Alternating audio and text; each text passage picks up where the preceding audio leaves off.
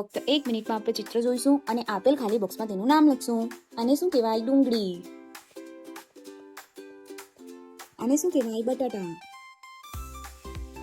આને શું કહેવાય? પાલક.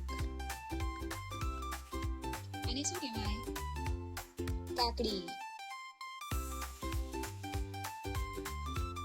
આને શું કહેવાય? ગાજર. આને શું કહેવાય?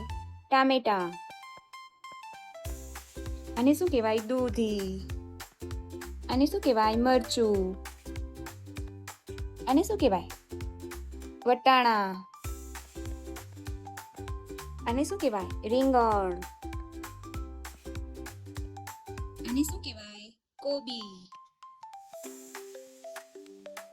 આને શું કહેવાય? ફુલાવર.